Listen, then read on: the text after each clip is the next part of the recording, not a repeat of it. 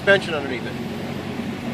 This concrete block weighs 1,200 pounds, which is nowhere near the load capacity of this vehicle. But what we're going to do is we're going to bring it in, set it down. Kelly's going to tell us how much the suspension drifts when you get that weight in there. And then, once again, leaf spring suspension, 3/4 ton pickup truck. 1,200 pounds of concrete.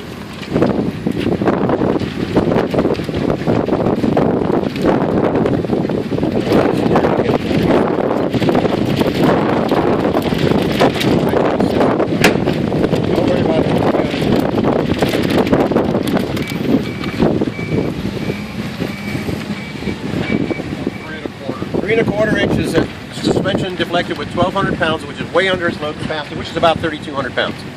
All right, now we're going to do the same thing to the 2,500. Those look square to him. Almost. Don't make it red. There we go. All right, easy. You're going to load that 1,200 pounds in the back of that. 2,500. 2.5 inches compared to 3 1/4. So even with our coil spring multi-link rear suspension, we're doing a better job of supporting that weight, which is, by the way, closer to the load capacity rating of that Ram. We know that in the 2,500 and the 3,500 we can get airbags in the back of the vehicle. This one does not have the airbags. It's just coil spring multi-link rear suspension. We drove them over there on the course. So, all right, nice round of applause for your Ram product.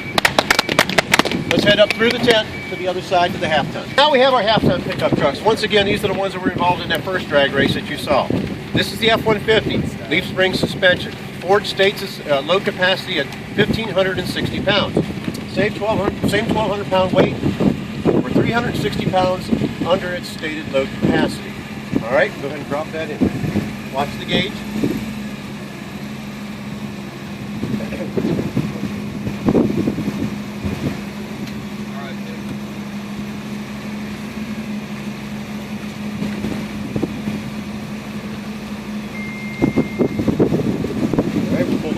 Look at that squat. 5 inches, 5-inch deflection. Again, 360 pounds under its stated load capacity rating. All right, the difference between this truck and the 1500 now is we have the air suspension on that truck over there. It has 4 airbags, 1 in each corner. It's a closed system, has its own pump and everything that builds up the air. What you're going to see is the initial deflection. About 60 seconds later, watch what happens. All right, so 1,200 pounds in.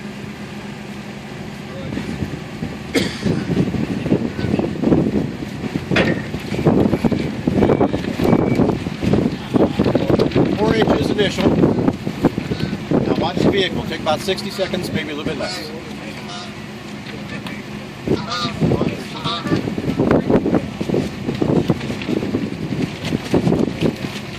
All right, it'll start wiggling here, and you'll see those arrows come closer.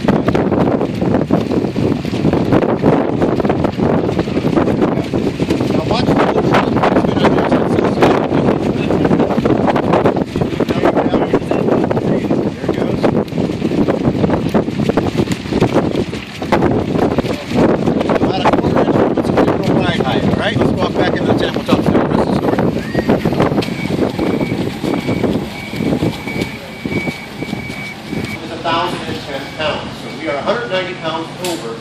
Load capacity rating of that Ram. It's within 1/4 inch of its original ride height with that air suspension.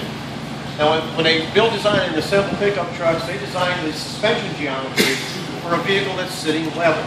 So the closer you are to level, whether it's higher or lower, the closer you are to level, the better that truck's going to ride, the better it's going to handle, the safer it's going to be. As you put weight on the back of a truck and it goes down in the back, it pulls up on the nose. It transfers that load to the rear and takes it up off the front. The more you pick that nose up, changes the camber, the casters, the toe, and everything on the front suspension. The geometry changes when it does that. So it takes away the ride quality, the handling quality, and the safety of the vehicle. All right?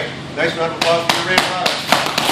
Any questions, comments, reflections, feelings, anything you want to share? No? All right. So here's the good news. At the end of the day today, we're going to give you something called a buzz card.